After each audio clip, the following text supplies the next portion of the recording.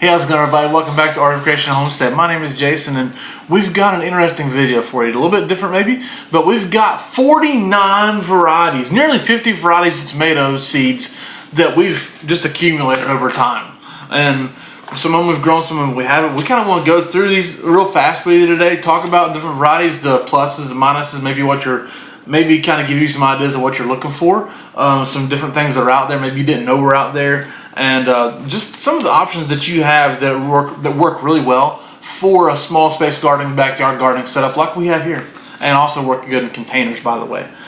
We've got, again, stacks, a lot, right? And some from resources that you didn't know, maybe you didn't know existed, honestly. So we're going to go through them real fast here. We're going to talk about these and maybe where we've gotten them from as well. Like this one, Geranium Kiss. It's from MI Gardener. We got it there. It's a really good patio style tomato. Works great in containers. Just a big, like not big, but like it's determinate. It's 3 foot tall. Just sets really nice globe shaped 1-inch fruit on it. It's really a good tomato. Works good in containers. Green stalk, wherever. Which, by the way, Green Stalk's having a sale right now. Use our code in our link below to get $10 off your Green Stalk. But beyond that, we have Amish paste, which is a really good canned tomato. It's a wonderful tomato that it is disease prone. Okay, it does get diseased pretty easily, but it's a great tomato. Sets some massive pasting tomatoes. It's great, but you got to be careful because it will spread disease to everything around it as well. Classic beefsteak, it is what it is. It's a classic beefsteak tomato, and it's awesome. It's great. Again, a little susceptible to disease, and our garden's bad for that because we can't rotate our crops around. We don't have space for that. We don't have room for that. The sun doesn't hit our backyard right to flip everything around enough. So disease resistance is a big deal to us. Some of these we're not going to be planting maybe because they're just too disease prone right now. We love them, but you know. This one, however, German Johnson, is a great tomato. Classic tomato flavor again. It's North Carolina heritage, by the way, so always a plus for me. But it's a great tomato. This Roma is stinking solid. I get it from MI Gardener. I don't know. There's different strains of Romas. Okay, there's hybrid Romas. There's different strains of heirloom Romas, and sometimes you get some strains of heirlooms that may not be exactly what you're looking for. And that Roma right there, if you're looking for a Roma tomato, is so good. We put it in grow bags, one plant per 15-gallon grow bag is what we did. Yeah. And they were amazing. Didn't stop producing until they were frosted on, and we got so many tomatoes out of a handful of plants. It was wonderful, wonderful. Bonnie Best, we grow it every year. It's a great cane tomato, really stinking solid, pretty disease resistant. Completely disease resistant. Yeah, we had no issues. That's wonderful. If you're looking to can a bunch of tomatoes, you're just looking for something to produce a good 8-ounce fruit, solid all the time, I picked that one up. Cherokee Purple, super popular tomato. Be careful where you get them. There's different strains of Cherokee Purple out there. Some places we've found that we got Cherokee Purples and they didn't grow well. For whatever reason, every Cherokee Purple plant we planted from those seeds didn't do well. We got these from Totally Tomatoes and they do well. So there's exactly what we're looking for. Some places maybe not. I don't want to name their names because I'm not trying to trash anybody, but I will tell you that if you want a good strain of Cherokee Purple, Totally Tomatoes has a really good strain. Carbon right here, that's one of our go-to tomatoes. It's super productive, completely disease resistant as an heirloom, and it's wonderful. As you can see, it's a purplish black tomato, and so it's low acid. You're not going to beat it. It's a wonderful tomato that's not grown enough. It's called Carbon. Underrated, undervalued tomato. Some of these are older older ones that we planted a long time ago. Pontano Romanesco, great flavor, but a lot of these are super disease prone. They were really tough for us to grow. And some of them we just grew them in a bad year where we had a bunch of pests in the garden, and so we just hadn't grown them again because of that. But like this one, Purple Russian, I'm not sure we've ever grown it, have we? I don't think so. I don't remember ever planting it. We kept getting these free seeds from Baker Creek for a long time because they give you free seeds when you order from them, and it's just something that they kept giving us a lot of, and we never planted them. We've got a few packs of their free seeds of Purple Russians, and we've never grown them. We might possibly grow a plant of them this year. We don't know yet, but they sound really cool. And here's a black tomato vernissage, whatever, on another free seed we got. They look awesome. We don't have enough room to plant everything we want to plant. We would plant everything here if we could, but those look cool. Purple Rain tomato was supposed to be a great container tomato that had those compact 3-foot tall plant. It didn't work out. Not every plant we planted grew a purple beefsteak tomato. That's all I can say about that. I don't know. It just doesn't seem right. Another free seed we got, a purple yellow pear, which we want to grow honestly, but again, you gotta have space. Jet Setter hybrid. We started planting some hybrid tomatoes intermittently amongst some of our heirloom tomatoes. That way they would break up the disease. That way, if we had one variety that got diseased, we'd have hybrids around it that would stop the disease passing, because most of these hybrids are disease resistant. So therefore, the disease wouldn't pass from variety to variety and wipe out the whole garden of tomatoes. It could stay kind of isolated. And this Jet Setter hybrid is one that we used last year for doing that. And it's a Jet Setter. It set a lot of tomatoes. It was really good. One thing it lacks is flavor. It's okay for flavor. Most hybrids are going to have a little less flavor than an heirloom. It's just the way it is.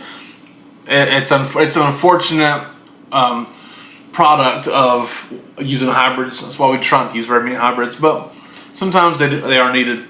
Black strawberry, it looks like a beautiful tomato. We grew it last year or 2 years ago. 2 years ago. Last year. It didn't do well for us. I don't know. Maybe it's just super disease prone. I'm not sure. We want to grow it. It looks awesome. It's beautiful. But it might not just work for our situation. I don't want to trash that tomato seed itself. I do want to talk about this. We got 2 varieties of seeds here. Old school varieties of heirloom tomato seeds. You're not going to see a picture of them because they're in little plastic baggies. We got them from heirlooms.org. Is that correct? Is that what it says? It's from Sustainable Mountain Agriculture Center. Okay, that is, to the best of my knowledge, University of Tennessee's ag department, or something in their ag department, where they are keeping old varieties of vegetables alive, essentially, right? It is a resource beyond your wildest imagination for old heirloom seeds, and we're suckers for old heirloom seeds. They do, particularly beans and tomatoes. Beans and tomatoes, particularly, and that's particularly what we are suckers for. And if you are looking for some old varieties, old rare varieties, maybe that you've never seen, something that's just old-fashioned and especially old Appalachian varieties, old South varieties, heirlooms.org, it's amazing. I love them. We bought from them every year for the last 3 years. Yeah. So here's some tomato seeds. This one's called Vincent Watts, and this one's called Bill Haywood Yellow German. The yellow German. Okay, yellow German is orange on the outside. Oh, try that one. And the middle looks like a sunburst of red. Yeah, so that's awesome. And the Vincent Watts, they said that they had grown it for the past, I think it was 10 years, and that it outlasted anything in the garden, that it was more disease resistant than even the hybrids that they were growing. But that sounds amazing. Angela texted me about it when I was at work, and she said, "Hey, I found these 2 tomato varieties. We already got 1,000 varieties. It feels like we were wanting to plant." And I said, "Okay, I don't care. Do what you want." Here's some other free seeds we got. Thorburns terracotta. It sounds pretty cool. We've never grown it. We haven't had the space to grow it. If one day we have a larger property, they're all getting planted. Every one of them. That's why we're keeping them all. They're all getting planted. Everything. We'll have 500 tomato plants. Subarctic Plenty tomato. We planted it last year in the fall as an experiment. I think it would do right. I think it was going to do better. We didn't give it a good chance last year, honestly. It's supposed to grow well, set a lot of smaller fruit in cooler weather. We just tried it as an experiment. We're probably 2 weeks over planting it. We should have planted it 2 weeks sooner than we did, probably. I don't know. Abe Lincoln, great tomato. There's 2 strains of Abe Lincoln out there. This is probably one of each, to be honest with you. They're super disease prone. One's going to be a smaller tomato, set more fruit. One's going to be a larger tomato that can set a 2-pound tomato, 4-pound tomato, something like massive tomatoes. Our largest tomato we've ever grown, the best of my knowledge, was an Abe Lincoln, and it was 28 ounces. It was 28-ounce tomatoes. So that's a good size, almost 2 pounds. But again, they're super disease prone, so isolate them the best you can if you want to grow them. Hillbilly tomato, we love them. There's potentially 2 strains of that as well. Okay, this one says hillbilly potato leaf. This one just says hillbilly. So I think there is a variety that's not potato leafed. Okay, so great tomato, again, disease prone, but it's one of my favorite tomatoes, if not my favorite tomato, to be honest with you. And because it's beautiful, look at it, it's awesome, really stinking cool. And it's hillbilly. How could you not want to grow something that's a hillbilly? Dr. Wyche's yellow tomato. We've grown that before. We grew it last year. We grew it last year. Okay, and it's good. It's a popular yellow tomato. It's really good. Old variety. Mariana hybrid. That's an old seed we had. Probably it's 5 years old now. It's just a hybrid style paste tomato. It's okay. They're very small. It was small. It was okay. Yeah, I don't know. I mean, this one's from Alpha tomato. It's just a red tomato. There's no picture of it here. I don't remember what it was. It's 5 years old as well, so I'm not really sure what it was. Do you remember? It was small red tomato. Small red tomato. It was not like a cherry. Meant for canning. It was more like a saladette. Meant for canning. It was meant for. I remember now. Yep. So again, that was in the year we had trouble with every critter possible. Yep. That's why we have an electric fence around the garden now. Tomato, Amana orange, probably in the same year. Yes. No, we planted that for a few years. Did we plant it? Okay. It was good. It was a good flavored yellow orange tomato. What's orange beefsteak? It says glowing orange beefsteak. It looks beautiful. So that's always got it going for it. Free seeds of green prince. I don't know. Sounds pretty cool. We've never grown it. I think I would if we had space. It's really cool. Tomato Perron. Oh, Perron. I remember now. See, it's a good one. Nothing doesn't look extraordinary, but it sounded pretty decent when we bought it. It was a canner. You know, we do a lot of tomato canning, so we buy things that are meant for canning that do well for that. Mortgage lifter, classic old heirloom. That's good. It may be a little disease prone, very disease prone, but it's good. It's got a nice story. That's pretty cool. Nice stories are always awesome. Orange peach just sounds cool. It's not gonna taste like a peach, but it just looks like a little peach. It wasn't super productive for us, was it? Did it die off pretty quick? It was very disease prone. Yeah. Tasted really good, but very it was. Probably the same with Henderson's Pink Ponderosa. Actually, it wasn't real disease prone. Was it not? And it produced great it was beside the other one that was, but this one survived. Really great tomatoes. I remember now because it was beside this one. These were planted side by side. Okay, one's a Hungarian heart, ox heart style, and this one's pink ponderosa. They were both pink, and just one was ox heart. This one was disease prone. This one was not. This one kind of got affected by this one, but it did handle it okay. I remember now. Missed the pink ponderosa a lot. Look, I like ox heart style tomatoes. They're good.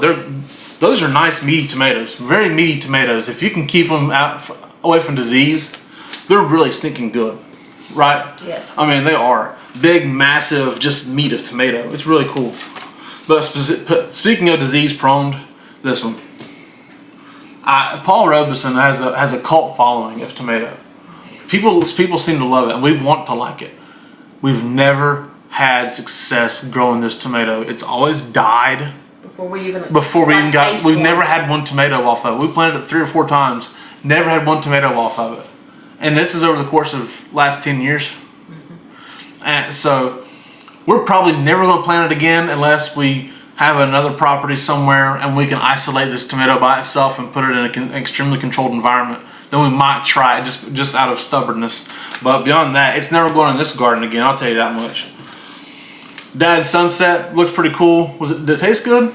It was wonderful. We planted it for a few years. Yeah, it was really good. A couple years. Okay. Yeah, it was awesome.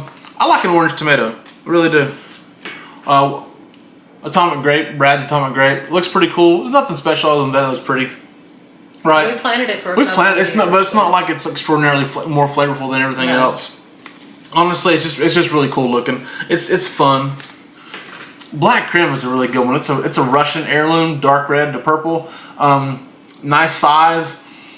We planted this when we lived in an apartment just north of here, and it got covered by roof dust because we had a massive storm come through that ripped up the roof a little bit, and so they had to redo the roof, and roof dust got thrown all over it. So we lost every tomato we had that year, but it was super productive. Yes. It was really good. We planted it here. It's done okay. I like them. I really do like them. It's worth growing if you like different tomatoes. It's worth growing. The weird thing about it, it almost tastes like it already has salt on it. Yeah, it did have that flavor. So you really don't have to put salt on it because it already tastes like it has salt on it. It has a really good flavor. This one's from Gurney's. They don't show pictures, but it's called Tasmanian chocolate.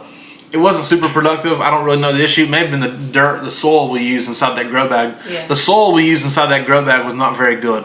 Yeah. It was bad, cheap soil. It taught us a lesson that year. And but it's supposed to be a short beefsteak tomato, right? Yeah. And so it's a dwarf tomato, but sets beefsteak, smaller beefsteak tomatoes is what it's supposed to be, and chocolate shaded, I guess. We might give it another shot sometime. I don't know. We're just with better soil. Black cherry, delicious tomato, but give it about 4 feet of space on each side. Like my wingspan here, we're looking at about 6 feet, 6.5 feet, tip to tip, fingertip to fingertip. Give this thing more than that. It sprawls out like crazy. If you had room, it would grow to be 12 foot tall. I wish I was joking. I'm not even joking. It will smother out anything around it. It really will. It's delicious. It's tasty. It needs space. It's got a big personal space bubble, right? If you have the space, man, it's worth growing. A space and a trellis system that's going to let it just go. It is what it is, but it's delicious. Tomato, Black Beauty. We didn't have great success with this, did we? Yeah. I don't remember now. It was. I've slept since then. Sorry. This was 2019. It was delicious. Was it? And produced a lot. I don't remember. Okay. I'll take her word for it. Hey, quick joke. You ever realize that the older you get, the more the voice of God sounds like your wife? There it is. Thank you. All right. Or the voice of reason, possibly. But Barry's Crazy Cherry Tomato. It was really good. Favorites. And it is crazy. You see that cluster of fruit there? That's for real. That really happens. It sets massive amounts of multiflora tomato. That multiflora means it's a branch with several branched off of blossoms essentially. So like it's got blossoms going every which way, and it gets about 40 tomatoes on one branch. Super sweet. Awesome, they're great. But again, it needs the space. It doesn't sprawl very much, but it can be affected by the tomatoes around it. It's one of my very favorites. But it's really good. Brandywine, classic. Everybody loves it. To Pappy's Heritage, it was okay. It was very watery. It was okay. And I didn't like the texture of it. It was mushy, and I didn't like the texture. So if I say it's okay, it means I'm just trying to be nice. It wasn't very good. We won't. Well, we probably wouldn't even grow that variety on a bigger property. Here's one we hadn't done. It was given to us for free by Jung Seed Order. It's called Amish Gold Slicer. It sounds really stinking good. We looked at it just a little bit ago and I said, hey, that sounds not bad. Yeah. So it might make it into the garden somewhere or into a container somewhere. Giant Belgium. Now, by the way, these are varieties we bought this year for this year. Whether we know we're planting. Giant Belgium sounds pretty stinking cool. It's an Ohio heirloom. Hey, we're in Ohio right now, not North Carolina. Even though, you see that, I'm from North Carolina, right? Massive and overflowing with rich flavor, deliciously sweet, perfect for juicing, adding to sauces, or fresh eating. Harvest before the pink color reaches the top of the fruit. Sounds good. Big tomatoes, nice and flavorful. Looks good, don't it? It does look like a good tomato. All right, Mountain Princess. What was all? Okay, it was the determinant one. Yep, that's the determinant variety. That's an heirloom that got good cold hardiness. Sets a lot of smaller fruits, about 4 ounces it says. So we like to grow ones like this for space saving and putting in grow bags or in a green stalk or whatever we're going to do. And typically they'll just be used for canning or whatever, or putting on my favorite casserole that we get to make once we got fresh tomatoes. But it sounds cool. As a man, I don't want to hear Mountain Princess in my garden, but at the same time, or Drain Kiss like the first one was. But either way, I do believe it sounds like a good tomato for us to grow. Well, I can be your Mountain Princess. You're my Mountain Princess. But blueberries, tomato, these were all from Pine Tree. We don't have pictures of them. This one, maybe Angela will put a picture up on it for you because it's different. Blueberries is one of our favorite. We always grow blueberries, tomatoes. It's blue and red. And it's a nice berry-shaped tomato. It's delicious. It sprawls out like a cherry tomato with the, This one's, hopefully Angela puts a picture up. Tigerella. It sounds really good. It's a fairly fast producing tomato. I think it's something said like 70 to 75 days maybe or less, 60 something days. I forget. Yeah. It don't sound pack, but it was pretty quick, and it's got little tiger stripes like on it. It sounds really stinking cool, and we want to try it, and so we're going to try it. Country Taste tomato. Is this the hybrid? That's the hybrid. This is the hybrid we're growing this year that says supposed to have good flavor, like heirloom style flavor, but it's a hybrid. So that's the one we're using this year to break up the disease in the garden. And the classic Sun Gold, which we haven't grown in a while for reasons I don't know why, just because it's so stinking delicious. Everybody loves it. Probably one of the most popular, if not the most popular tomato variety there is. They're so sweet, they're like candy. They're so sweet. I'll take them to work and use them for snacks at work. But there's 49 varieties or more, maybe 50, I don't know, but of tomatoes that we grow. If you made it through this whole video, we love you. If you can endure me talking about tomatoes for that long, I love you. And we love you anyways. We love you anyways. But thank you guys so much for watching. We do appreciate it. Follow us this year. See how these tomatoes do. My name is Jason. That's Angela K. Art of Creation Homestead. We love y'all. God bless you and goodbye.